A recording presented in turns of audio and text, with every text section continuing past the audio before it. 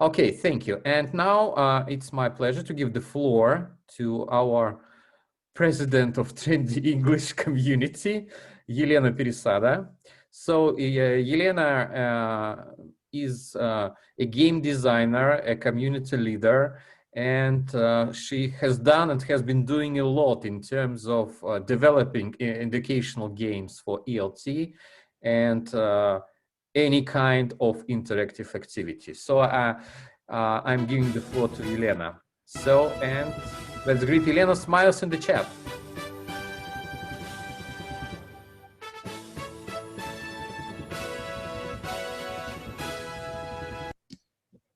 Okay, thank you. I've changed my background because right now I'm going to talk about games, and not as the president of TrendyEnglish, but as a game educator, actually. And thank you, Joe, for your wonderful presentation. And I really like that there are so many people and so many teachers who really love games and who use a lot of great tools in the classroom. So I'm sure that with teachers like us, we will make we will put educational system to a new level, as I do believe that traditional and boring educational systems, they don't work. Okay, so I'll share my presentation, and today I'm going to talk about educational games. As the author of about 20 educational games and an expert in games and gamification, okay, I can tell you that I know the difference between just an educational game and a good educational game, and I want to share this knowledge with you. So my topic is what makes a good educational game, and let me check how much time I have. Okay, 15 minutes. Okay. So I have been already introduced. So let's talk about games in ELT in general. When I talk to my colleagues, quite often they tell me that they use games as a reward, as a time filler, sometimes just to make lessons a little bit more engaging and interesting.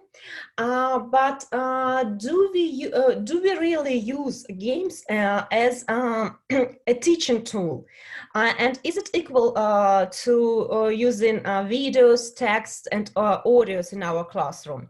Well, I think that we have got this attitude to games that it is just for fun. And quite often we use games only with young learners, but as soon as we start teaching teens or adults, many teachers, they've got this opinion, okay, my students don't really like games and they are too big just to play this childish stuff. And why can you have this opinion sometimes? Okay, I'll just skip this.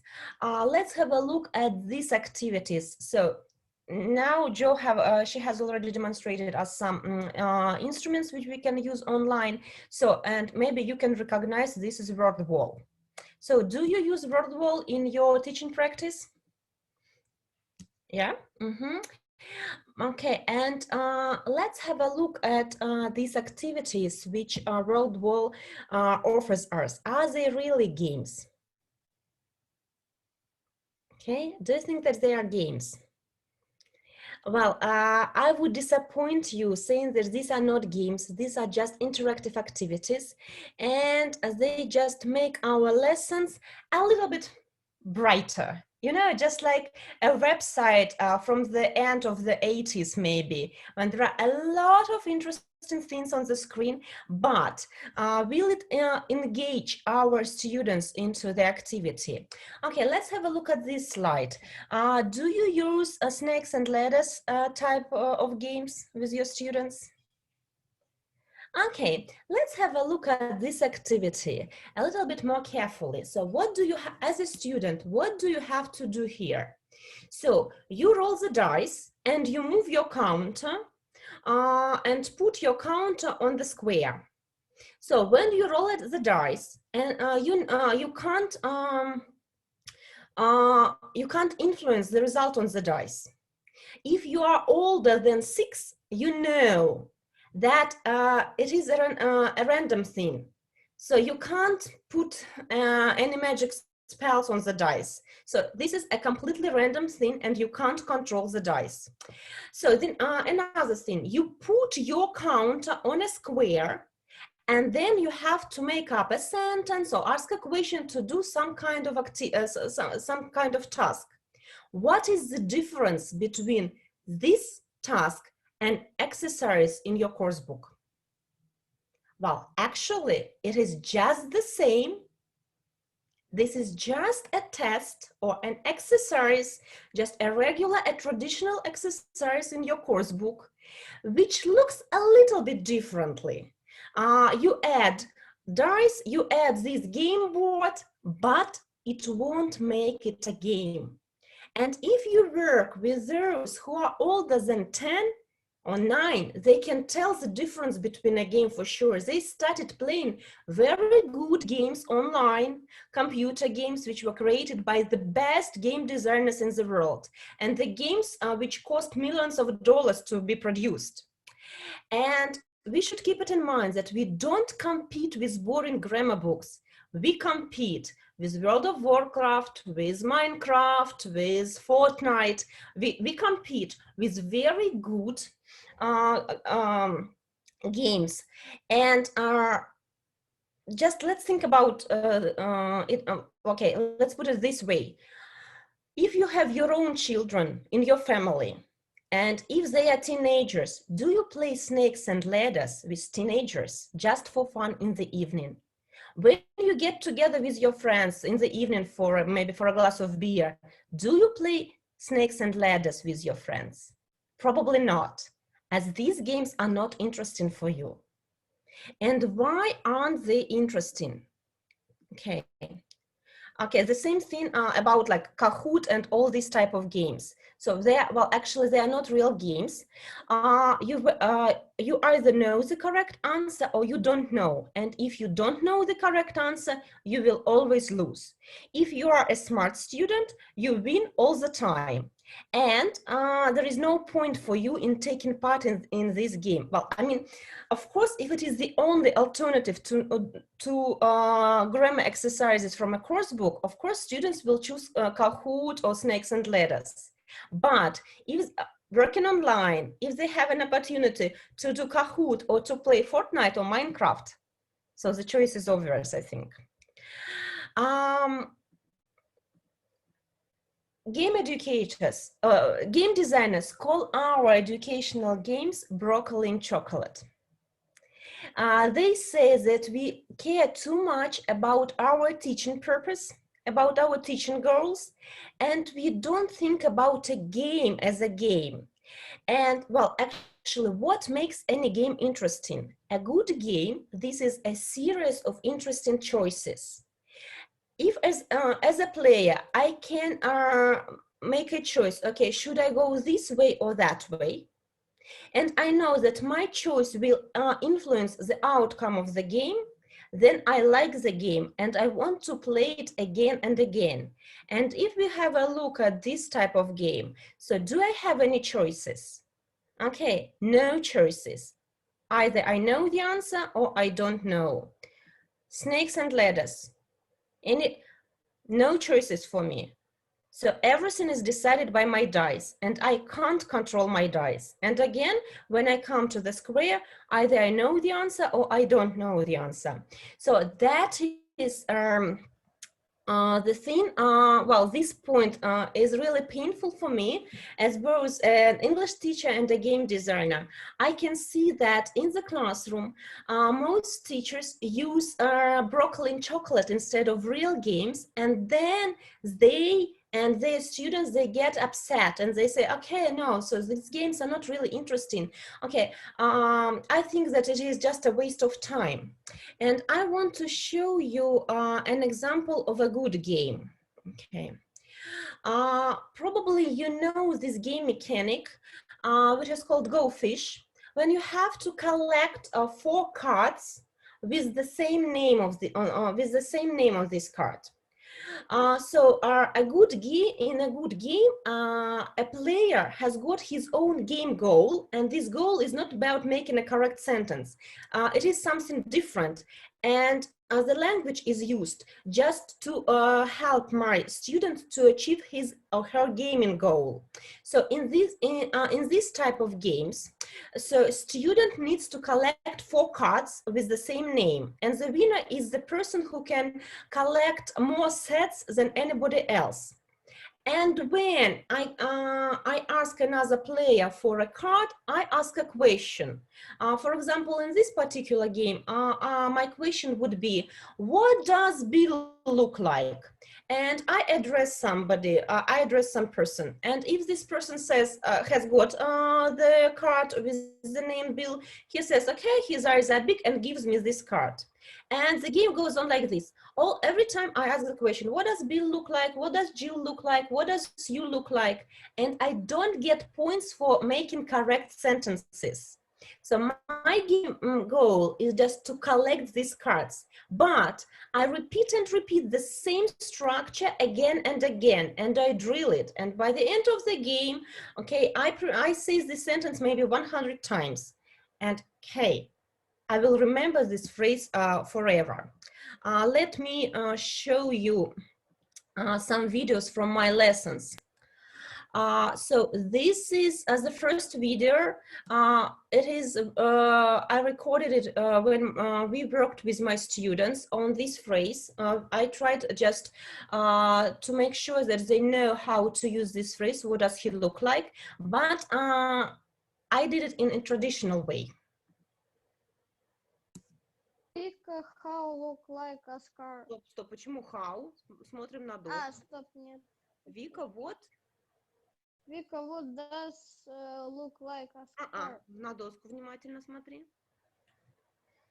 What does he look? Oops, sorry. Okay, so that was the first video. So the boy wasn't very much engaged into the lesson. Now, in the next video, I play a game created by my company, TrendyEnglish Games. And in this game, the task is the same. My student I want my students just to practice this question: what does he look like? What does she look like? And now have a look at their emotions and the way they drill this phrase. Vika, what does Nick look like? I don't know. И кнопочка значит нажать. Сейчас. Илья. What does Lucy look like? I don't know. Какой Алекс? Стоп, нет, подождите, Google, уйди, Google. Нет. Все. Так, в общем. Oscar, what does Bill look like? Bill. Has got blonde hair. Нажимай. Только одну? Блин, зачем я это сказала? Oscar, what does Bill look like? Yeah, he's fat. Давай. Да, full set. Так, в общем, Oscar, what does Nick look like?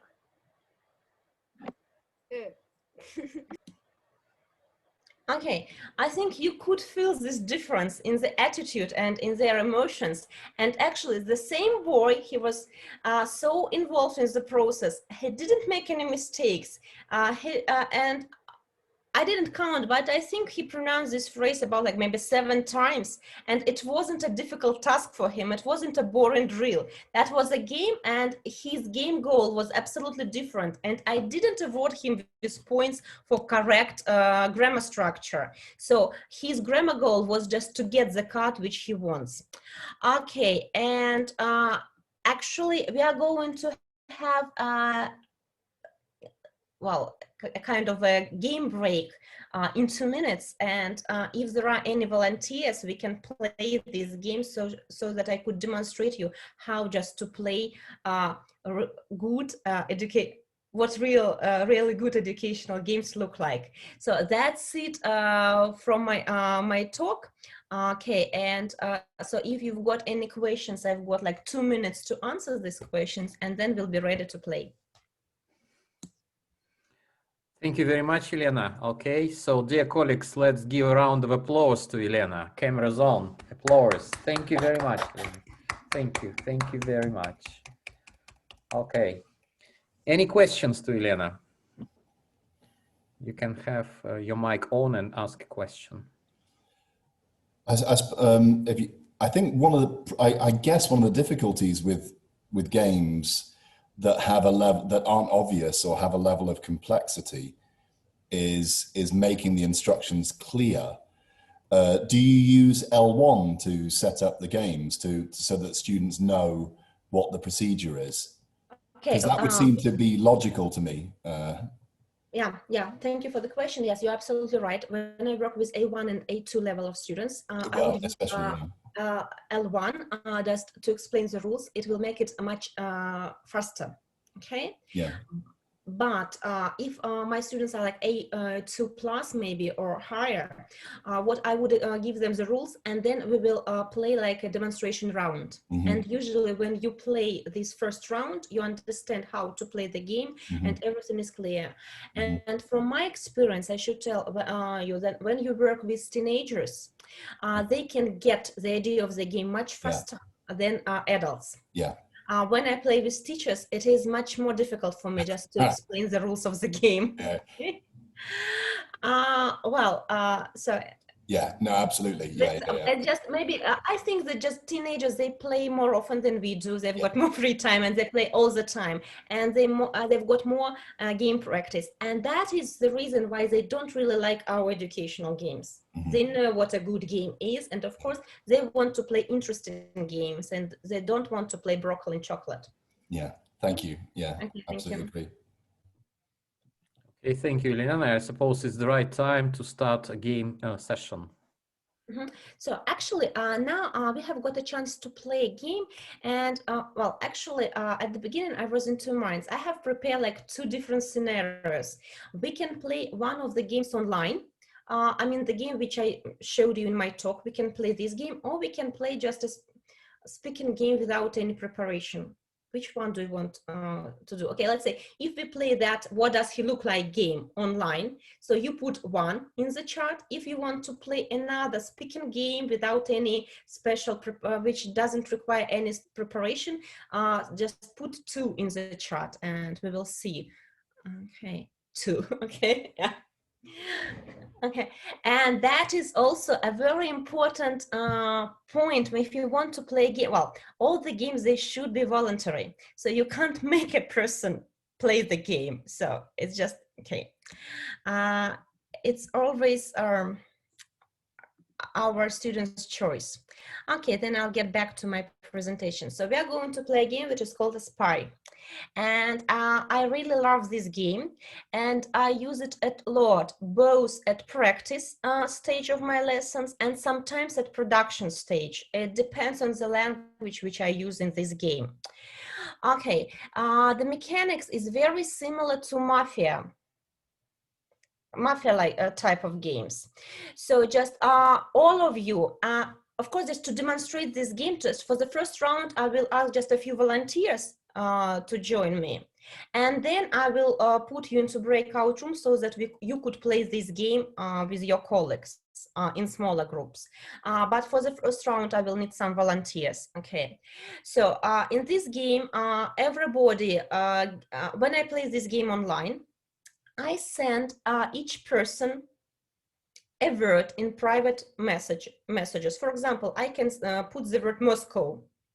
Everybody will get the word Moscow, but one student gets a word spy, and that student doesn't know that others have got Moscow. Then we start a conversation. So the first player can ask anybody in the group. For example, Evgeny, do you think that this is a nice place to visit in winter?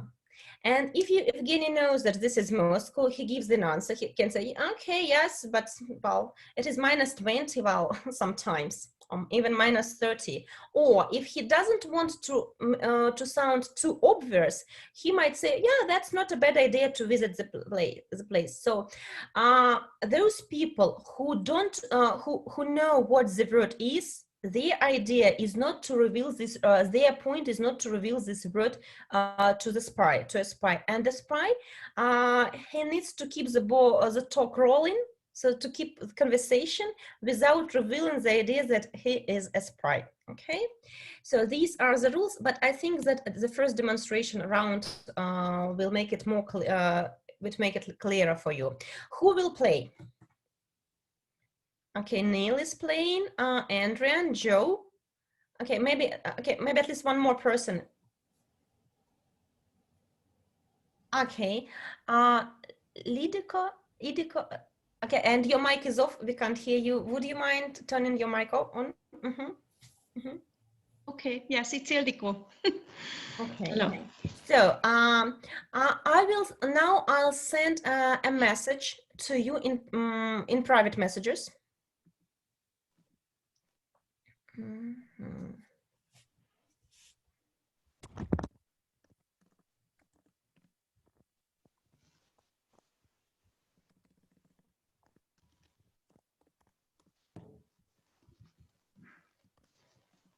So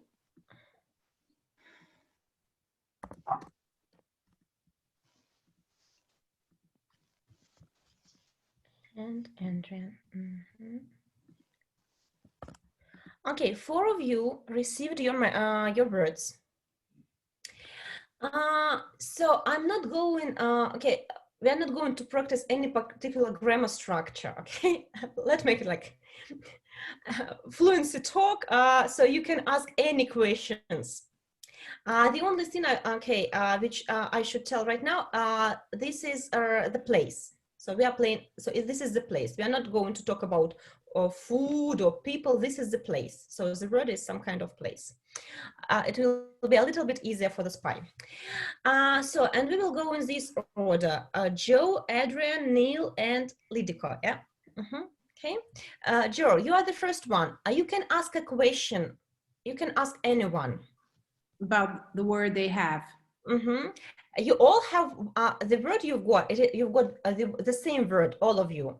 Only the spy has gotten the word spy. Okay. And spy is not the word which everybody has got. Okay, Audrey.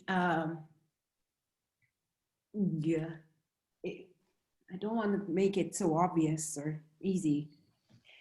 Do they eat a lot of pasta? I cannot. Very good question, Joe. I think so. Okay, Joe, I'm afraid that was a little bit too obvious. Okay, Adrian, now your question to anyone. Okay. Ildiko, do they have 4 seasons in this place? I guess I guess yes, if they eat pasta they must have 4 seasons. Okay, thank you. And now You know, the Japanese also love a lot of ramen pasta. yeah. Now you made it even more obvious. Now we know that this is not Japan. Yeah, it's people who don't play games very often. Coming to the surface here. Okay, now Idiko, your question. I'm asking, not okay. Okay, I'm asking then Neil if it's not easy if after these questions, if you would like to speak another language, but English there. Well, so can you speak English there, or you have to? I'm sure I could speak English there, but I would like to speak the other language so I could sound very nice and impressive to the locals. Okay, Neil, now your question to anyone. Okay, so Audrey, what's the most impressive thing I would see in the capital? That highly depends on what you're interested in. Okay, that's a very nice answer. Okay, so we are done with the first round. Do you suspect anyone? Yes. Neil. Okay, so Adrian thinks it's Neil. Lidika, I think it's Adrian. Adrian. No? Okay, Joe. Adrian or whatever. Adrian. Mm-hmm. Yeah. Okay, Gabby in the chat suspects Lidika, yeah? Okay, so let's go for the second round. So everyone except for Joe is suspicious. but- Yeah, okay, let's go more It means round. it's Joe, hard to by say the way. It myself. means it's Joe. Yeah, exactly. This is a strategy. How I'm safe, or you just think I'm safe, or I'm confusing Dropping you. in references to Japan and all sorts. Yeah. Yeah, Mhm. let's go for the second round, Joe. So now it's your turn to ask a question. No, I don't know what to ask anymore. How are their driving skills? And who are you asking? Oh, and who am I asking? Ildiko. As far as I know, they are well. They drive very well because they make quick movements with their cars, and they change, tracks and whatever. As far as I know, so they must drive very well, not to hit each other. Okay, so And yeah. good pedestrians. Okay, and I should ask. Anyone? Then I would like to ask Adrienne if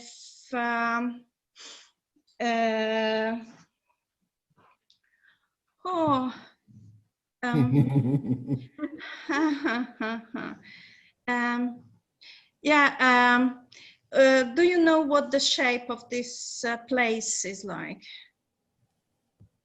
on the map?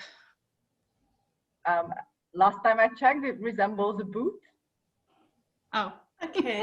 but I think everybody, even the spy, knows what country we are talking about. Yeah, it's just you just Ah. revealed everything very quickly. Okay, Adrian, now it's your turn to ask a question.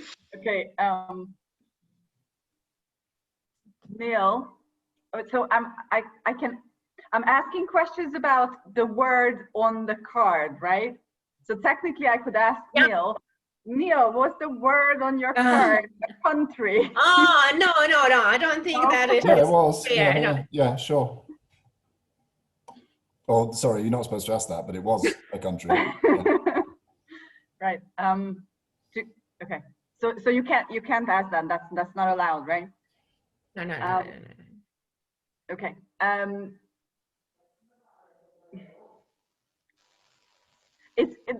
At this point, it gets really difficult because if it is like mafia, right, then I need to ask a question that exposes who the spy is. But I'm kind of at a loss. Oh, really? Okay, yeah. It's just I see that you can't now identify the spy actually. Right. So other than pasta, what else do they eat in this country, Ildiko? I think pizza, but I don't know which is better, pasta or pizza. Okay, thank you. And Neil, yes, the last question will be yours. Joe, which would you prefer to live in the north or the south of this country, and why?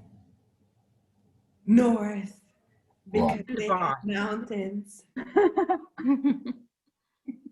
But it could be any country. The mountains are always in the north, aren't they? For whatever reason?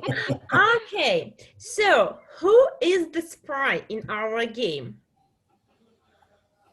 Joe, what do you think? Who do you suspect? Still suspect Audrey. Audrey. Okay, Audrey, who do you suspect? Ildiko. Ildiko, so what about you? Audrey. Audrey. And Neil, who do you suspect? Ildiko. We've got like 2 votes for Ildiko and 2 votes for Adrian. Okay, I should say that you couldn't find the true spy. So you lost. It would be funny if it was me. Okay, Neil was the spy. Neil, and could you guess the word? Italy. Italy, yeah, that was the obvious. As soon as the spy knows the word, so there is no Okay, no way, just to identify the spy. So this is an example of a good education. Well, it is a good game, and you can use it for your educational purposes. And every time your students play this game, they know a little bit more about the game, and their gaming strategy will get better and better. I'm sure that next time you'll be much more careful about revealing the information. And you can use this type of game for any lesson, actually. I tried it with, you know, if you worked in this place, would you, oh, just to practice conditionals, or what were you doing when you arrived? So you, well, actually you can work with any grammar. And let me show you something before we go into breakout rooms. So to practice, not to activate, but to not to work with, it's not production stage, but practice stage, just to practice, to drill the question, do you, and daily routine vocabulary with my students. I prepared these worksheets to play the same game. So one person is a cyborg, you know, it's a kind of a robot, half human, half robot. And the cyborg well, okay, stay up late in the morning, no, or stay up late in the evenings, no, falls asleep, no, he never sleeps, goes to school, yes, gets changed, no, he never gets changed, okay, and a human being. If you are a human, so you say answer yes to all the questions. All the students get human cards and one gets a cyborg card. And they start asking questions. Do you have lessons every day? Yes, I do, or no, I don't. Do you get changed every day? And as you ask different people, sometimes it can take some time to get to the question no. And then you start suspecting somebody. And it's also a good drill and practice. I put the worksheets, these worksheets into our Twitter, so you can just download them and use in your classroom. So if you go to our Twitter, you can use these worksheets. Okay, and now I think it's time for you to play. There are 17 of us. Okay, I will divide you into 3 breakout rooms. Evgeny, just a second, I'll make you the host. Just a second. So I will divide you into 3 rooms. Choose one person who will be a teacher. Unfortunately, this person wouldn't be able to play, as this person will know the word. And this person who is the teacher thinks of a word, sends private messages to other participants. So, and don't forget to write spy to one of them, okay? So let's go. Okay, I will recreate the rooms. So we need 3 rooms. And so you will have like, say 12 minutes in,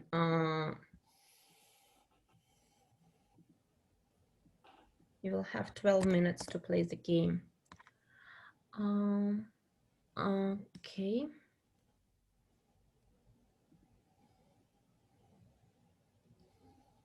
Yeah, now you can go.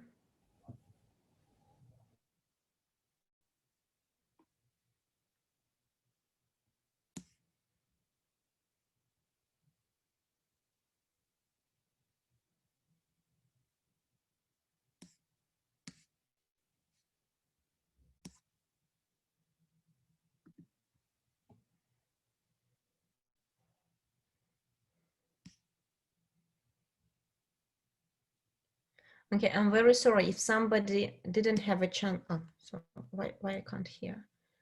Joe, can you say something again? There is something wrong with my, yeah, I can hear. Yeah, there was something wrong with my voice. I just couldn't hear people. Yeah, I'm sorry if I interrupted somebody, and yeah, just if you couldn't finish the game. Yeah, so if you have got anything to say, to comment on, so you are welcome. So while we are waiting for other people to return. We were just saying in our room that this is a really cool game and we would like to try it for sure. Yeah, and it is very easy to set up.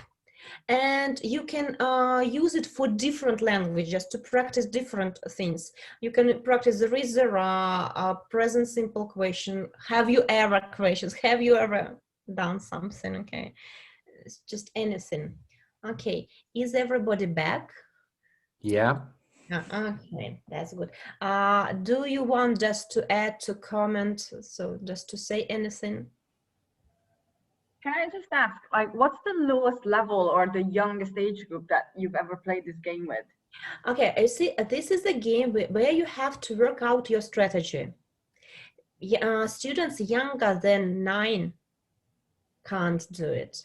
Right. Okay, those young learners, those who are younger than 9, 7, 8, or even younger, they love snake and ladders type of game, as they believe in magic and the power of the dice. But the older they get, so the more they need more better games. They're not like better games; they're just different type of games. So those who are older than 9. Teenagers and adults, they need games with interesting choices. And that was an example of a game with an interesting choice. Okay, in the chat, once again, I will put a link to our Twitter. And I'll just show you where and what to find there. If you use it, just to tell the truth, Twitter isn't very popular in Russia. Okay, it's not the most popular social network. So yeah, Joe, you are on there. So if you repost some of our tweets, if you retweet them, so tomorrow we are going to and leave a hashtag TrendyEnglish, the hashtag TrendyEnglish. So we will choose 3 winners, and we will grant you with free tickets to our big conference, which will take place on the 28th of February. Okay, here in this tweet, I put the materials, worksheets for my cyber games, if you want to use it in the classroom. This is special gift for our colleagues in Hungary. These are some videos. This is a playlist with some videos from our big TrendyEnglish conference, which took place in November, and where we had like 130 speakers. And so, but this tweet will be deleted in 24 hours. It's just only just for you, just to have a look at it and just to keep the link. Okay, and there are some more videos which you might find interesting. Okay, that's it for me, Evgeny. Now the floor is yours, and you can introduce the next speaker. Yeah, once again, a big thank you to Elena, and I suppose she deserves a great round of applause. Okay, thank you very much. Thank you. It was exciting. Yeah, I was excited, to be honest.